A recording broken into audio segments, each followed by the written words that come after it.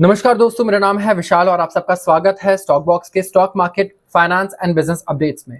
इस वीडियो में मैं डिस्कस करने वाला हूं दुनिया भर की खबरें जो आपके पोर्टफोलियो, आपके इन्वेस्टमेंट अपॉर्चुनिटीज, इनकम, जॉब और बिजनेस प्रोस्पेक्ट्स, इन सारी चीजों पर इम्पैक्ट डालते हैं। तो आपके पॉकेट पे अगर ₹1 का भी डिफरेंस आ रहा है दुनिया में किसी होने वाले इवेंट से, तो वो यहाँ पे डिस्कस होंगे। आपका काम है इस ओपिनियन को सुनना और इसे बोरो नहीं करना, आपको एनालाइज करना सीखना है।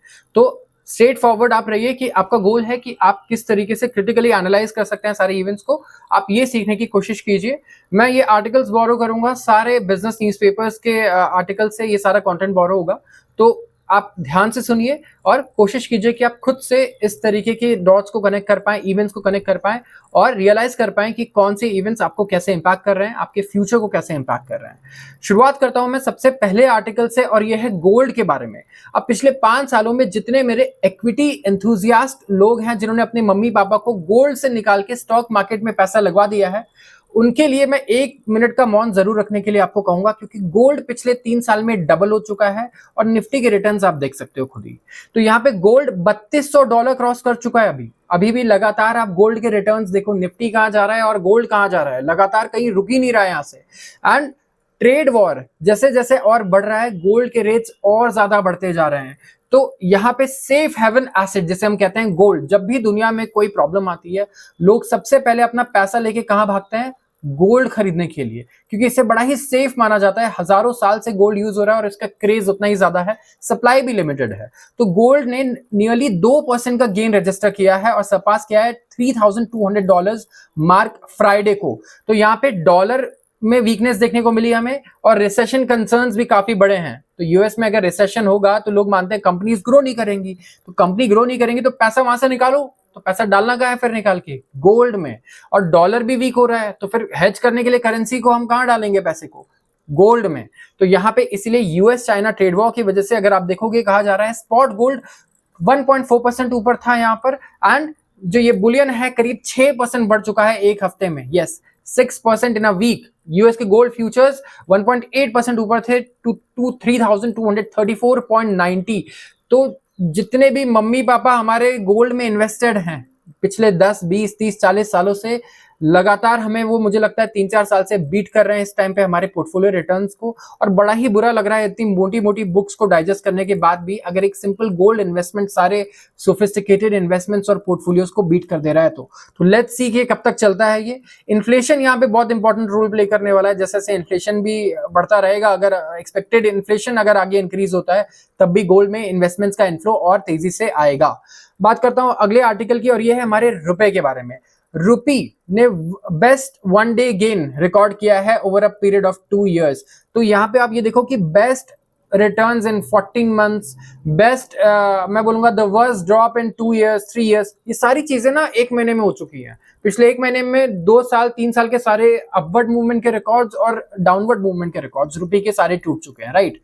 विच मीन्स हम कह सकते हैं कि रुपया बहुत ही ज्यादा वॉलेटाइल है। हमारी करेंसी इतनी वॉलेटाइल क्यों है?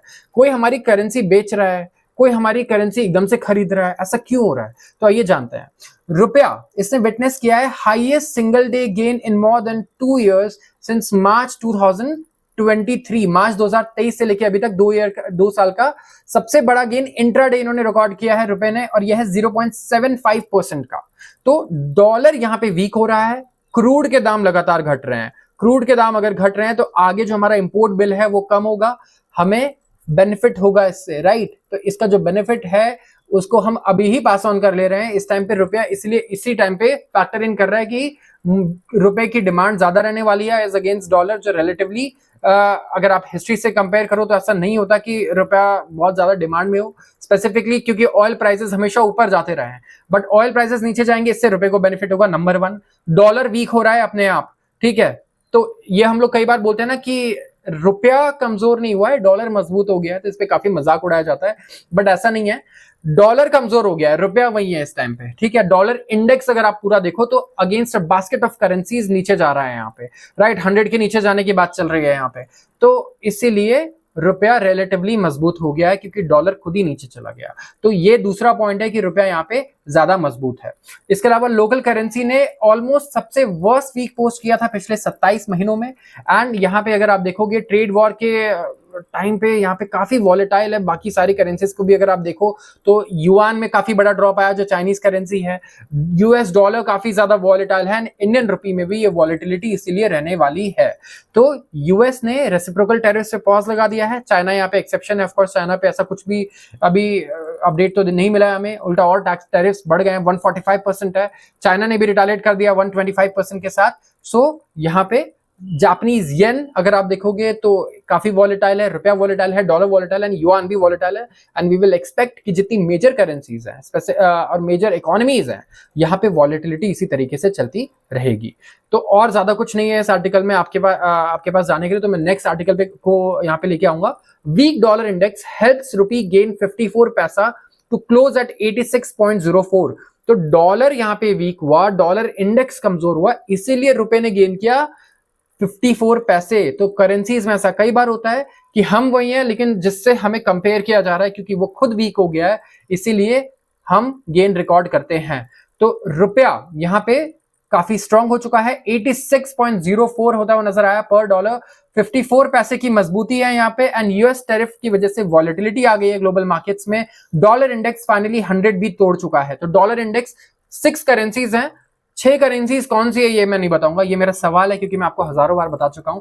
So this is the question of the day कि कौन सी 6 करेंसीज है जिसके अगेंस्ट डॉलर इंडेक्स में डॉलर को वे किया जाता है। जो वीकनिंग सेंटिमेंट है डॉलर का, इसकी वजह से रुपए में काफी तेजी आई, लेकिन नर्वसनेस अभी भी है क्योंकि टेरिफ्स अभी भी बहुत मैं कहूंगा परेशान कर रहे हैं सारे मार्केट्स को अक्रॉस द ग्लोब। तो नर्वसनेस अभी भी है मार्केट्स में कि क्या होगा क्या नहीं होगा हमें नहीं पता, बट थोड़ा रिलैक्स हैं हम क्योंकि हमें 90 डेज का टाइम मिला है। और स्पेसिफिकली हम थोड़ा खुश भी हैं क्योंकि चाइना पे टेरिफ्स और बढ़ते जा रहे हैं जो हमारा कंपटीटर है। तो चाइना अगर इसी तरीके से बिहेव करता रहा और अपने टैंट्रम्स, यूएस और चाइना एक दूसरे को अपने टैंट्रम्स दिखाते रहेंगे, तो कहीं ना कहीं इंडिया यहाँ पे एज अ विनर आ सकता है, कुछ बढ़िया डील साइन कर सकता है चाइना के साथ भी या फिर यूएस के साथ भी। सो we have to C.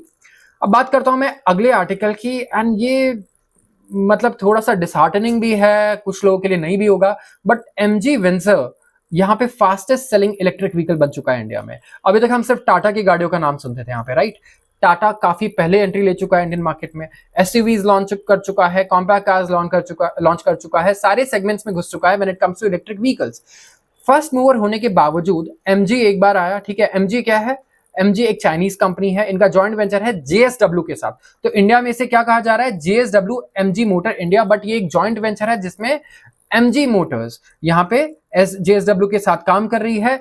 Vinegar इन्होंने एक ईवी निकाली थी जो फास्टेस्ट सेलिंग ईवी मॉडल बन चुका है कंट्री में, 20,000 यूनिट्स इन्होंने बेच दिए हैं सिर्फ 6 महीनों में। तो at the end of March 2025 MG motor 31% share लेके बैठा है रिटेल सेगमेंट में, और टाटा मोटर्स से सिर्फ थोड़ा ही पीछे रह गया। टाटा मोटर्स के पास अब सिर्फ 38% शेयर है। तो ऐसा क्या गलत किया टाटा मोटर्स ने?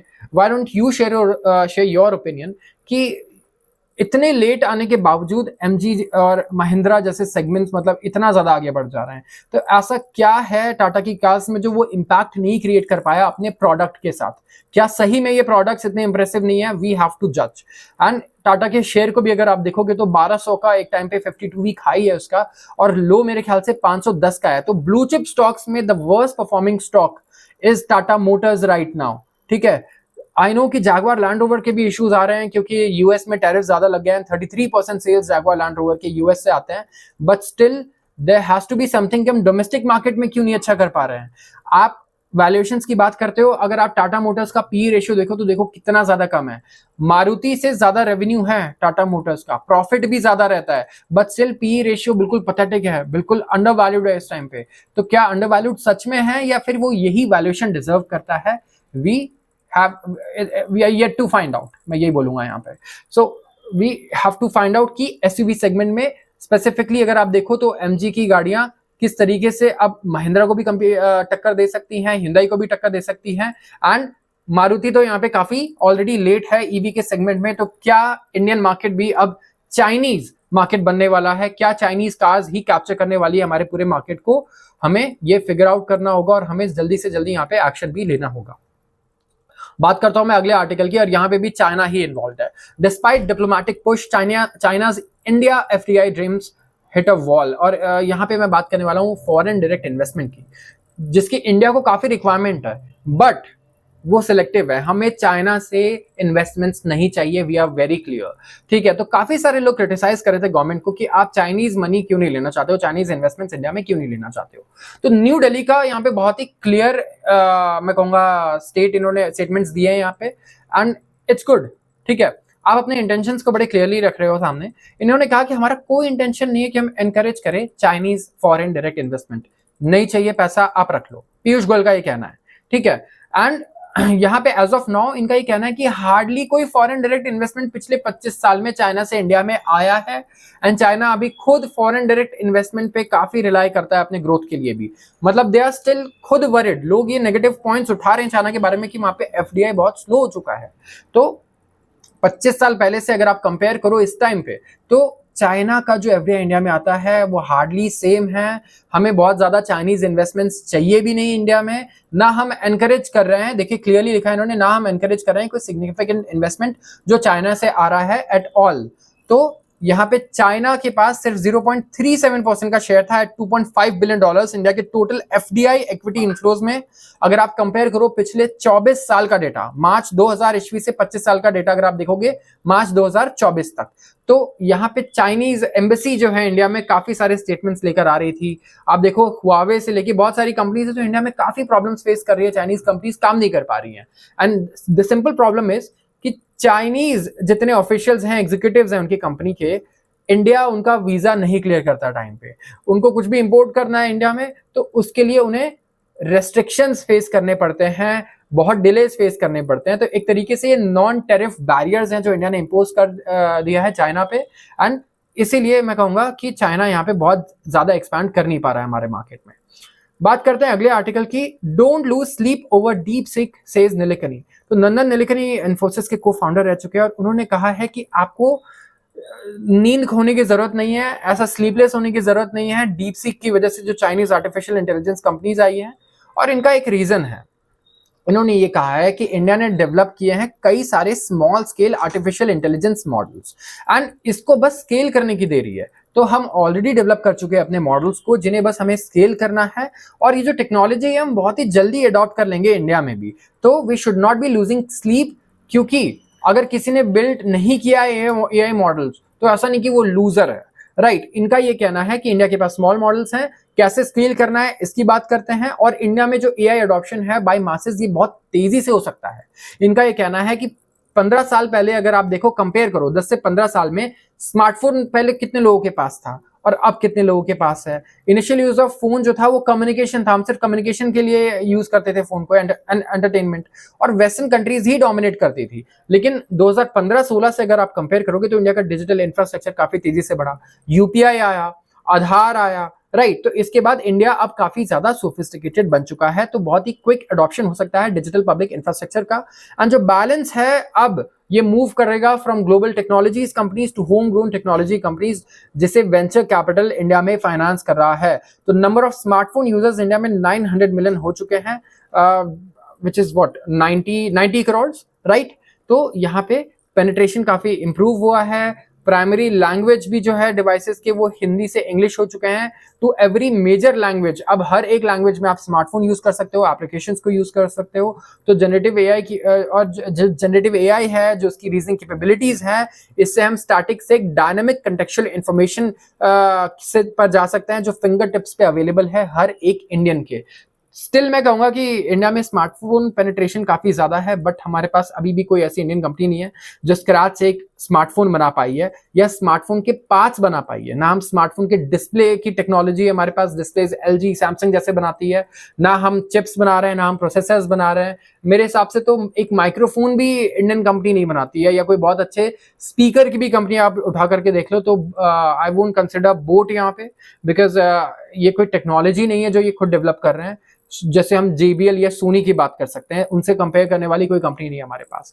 सो there are plenty of reasons that we should be sleepless, कि ये कई सारी चीजें जो हम खुद नहीं बना रहे हैं, हम बस असेंबल कर रहे हैं बाहर से ला करके। बात करूंगा अगले आर्टिकल की। चाइना की, ज्यादा टाइम नहीं लूंगा मैं इस पे। चाइना ने हाइक कर दी यूएस टैरिफ्स को, सबको ये न्यूज ऑलरेडी पता है, मैं लेट कवर कर रहा हूँ इसे बिकॉज ये न्यूज़पेपर है। तो 125% चाइना ने भी कर दिया है टैरिफ्स को यूएस के लिए। बट एक इंपॉर्टेंट पॉइंट मैं कहूंगा, जो चाइनीज स्पोक्स पर्सन का कहना था, उनसे जब पूछा गया, उनका क्लियरली कहना है, उनका ये कहना है कि चाइना यूएस के बिना पिछले 5000 साल सर्वाइव कर रहा था, जब यूएस नाम की कोई कंट्री भी नहीं थी। तो वो अगले 5000 साल भी सर्वाइव कर लेगा विदाउट यूएस। उनका ये कहना है कि अराउंड 15 to 18% जो उनके एक्सपोर्ट्स हैं वो यूएस को जाते हैं, तो 18% चले जाएंगे एक्सपोर्ट्स, तो उन्हें कोई प्रॉब्लम नहीं है, वो कोई ना कोई रास्ता जरूर निकाल लेंगे, उनका ये कहना है। So this is very serious. अगर दो कंट्रीज इतना ज्यादा एडमेंट हो और दोनों बेहिमत हैं, दुनिया की सबसे बड़ी दो इकोनॉमीज हैं ये, तो यहाँ पे काफी अनसर्टेनिटीज पैदा हो सकती हैं पूरी दुनिया में। And this is a war, मैं कहूंगा एक इकोनॉमिक वॉर इस टाइम पे हम लोग फेस कर रहे हैं और हम विटनेस कर रहे हैं, मैं बोलूंगा एज स्पेक्टेटर्स। तो बीजिंग ने भी यहाँ पे टेरिफ्स को इंक्रीज कर दिया और चाइना ने भी रिटालिएट किया है उनके रिटालिएशन को। तो ये रिटालिएशन का रिटालिएशन है, राइट। सो अब इंसेप्शन लेवल पे रिटालिएशन चल रहा है चाइना और यूएस के बीच में। एंड बिल्कुल मुझे किंडरगार्टन की फाइट की याद आ गई है, राइट, जो हम एक दूसरे से करते थे। बट लेट्स सी क्या होता है। रिसेशन, अब यहाँ पे तो रिसेशन रिस्क की बात चल रही है, बट ऐसे कई सारे रिस्क हैं मैं कहूंगा जो अब नए नए पैदा होकर आ रहे हैं। चाहे आप रिसेशन रिस्क की बात करो, चाहे आप मैं कहूंगा अलग डिफरेंट टाइप्स ऑफ रिस्क हैं यहाँ पे, बैंकरप्सी से लेके लिक्विडेशन से लेके पता नहीं किस टाइप के रिस्क अभी इमर्ज कर सकते हैं सिर्फ रिसेशन की वजह से, right. So we have to really watch this very closely. बहुत सोच समझ के इन्वेस्ट करना है यहाँ पे, ठीक है, मैं ये कहूंगा। एंड जितने भी यंग एनालिस्ट हैं स्पेसिफिकली, बहुत सोच समझ के आप डिसीजन लेना। एंड बहुत अच्छी अपॉर्चुनिटीज भी आ सकती हैं, बट बहुत कम लोग उसे आइडेंटिफाई कर पाएंगे, अगर वो अपॉर्चुनिटी होगी भी। एंड अगर आप आइडेंटिफाई कर भी लेते हो तो उससे पैसा कमाना is on whole another level इस टाइम पे। बात करूंगा मैं अगले आर्टिकल की, और ये है हमारे इंडियन रिटेल इन्वेस्टर्स के बारे में। जो हमारा इंडियन इन्वेस्टमेंट सर्कस है, स्पेसिफिकली आप देखो, जैसे ही मार्केट नीचे जाता है लोग पैसा एसआईपी में बंद कर देते हैं। जैसे ही निफ्टी 30,000 जाएगी, लोग लैंड बेच करके उसमें लगाने लगेंगे कि वाह निफ्टी 30,000 पे है, मुझे अभी लेना है। निफ्टी लेकिन अगर 22,000 पे है तो मुझे बिल्कुल नहीं लेना, ये तो बेकार है। तो इंडिया जो माइंडसेट है रिटेल, वो ऐसे चलता है। तो अब ये देखो कि म्यूचुअल फंड इनफ्लो है इस टाइम पे, वो ड्रॉप होते जा रहा है। लोग अब एसआईपीज नहीं कर रहे हैं क्योंकि शेयर सस्ते हो गए हैं। तो retail buying into equity mutual funds hits an 11-month low in March. Investors ने SIP में पैसे डालने कम कर दिए हैं, एंड काफी, क्योंकि वो अनसर्टेनिटी देख रहे हैं मार्केट में है, ग्लोबल टेरिफ्स को लेकर के एक्सपेक्टेशंस हैं स्लो अर्निंग्स ग्रोथ की। तो इन्वेस्टर्स ने एलोकेट किए 25,800 करोड़ म्यूचुअल फंड्स को मार्च में, जो 14% कम है प्रीवियस मंथ से। सो हमेशा याद रखना, शेयर मार्केट में लोग हमेशा हर्ड मेंटालिटी में होते हैं। एंड ग्लोबली भी हम लोग देखते हैं कि मार्केट हमेशा हर्ड मेंटालिटी से चलती है। तो जब मार्केट ऊपर जाते हैं तो सबसे लास्ट में कौन आता है? रिटेल इन्वेस्टर आता है पैसा डालने। सो बहुत सारे जो स्मार्ट लोग हैं, आप देखो, वो तभी मार्केट में बाइंग करते हैं जब रिटेल इन्वेस्टर सेल करते हैं, जब वो उनका इनफ्लो मार्केट में कम हो जाता है। And this is what we called a phase of accumulation in stock market. So जो इनफ्लोज हैं small cap mid cap fund में, वो इंक्रीज हुआ है। सो आप देखो कितना पैथेटिक डेटा है ये। स्मॉल कैप मिड कैप जो हाई रिस्क कंपनीज हैं, वहां पे पैसे इंक्रीज हो रहे हैं। मिड कैप में ऐड हुए हैं 3,500 करोड़, मतलब 3,440 करोड़ के करीब ऐड हुए हैं, जो पहले 3,409 करोड़ थे। एंड स्मॉल कैप में ऐड हुआ है 4,092 करोड़, जो पहले 3,722 करोड़ थे। एंड लार्ज कैप में कम हुआ है। So this is the great circus, मैंने इसीलिए बोला, इसे मेंशन किया। So I was being a little sarcastic, but this is true, right. सो ये आप स्टडी करो कि ऐसा क्या रीजन है जिसकी वजह से लोग एन मास एक ही चीज सोचते हैं, सबके दिमाग में सेम आइडिया आता है और सब लोग पैसा डालना बंद कर देते हैं ऐसे टाइम पे, और पैसा डालते भी है, बढ़ाते भी है, तो वहां पे जहां सबसे ज्यादा रिस्क है। तो लोग कहते हैं कि इस टाइम पे टाइम्स बहुत अनसर्टन है और रिस्क बहुत ज्यादा है, तो क्यों ना पैसे को सबसे सेफ जगह से हटा करके सबसे रिस्की जगह पे लगाया जाए। This should be the most financially prudent decision, and this is what we are seeing in this data। अगर आप इस आर्टिकल को पढ़ोगे तो this is what this article says यहाँ पे। सो आज के लिए बस इतना ही। अगर आपको वीडियो ये पसंद आई हो तो जरूर इसे लाइक कर लीजिए, ऐसी वीडियोस मैं रोज अपलोड करता हूँ। एंड इस चैनल को आप सब्सक्राइब कर लीजिए अगर आप अपने फीड में ऐसी ही वीडियोस देखना चाहते हैं। तो आप सबका बहुत बहुत धन्यवाद।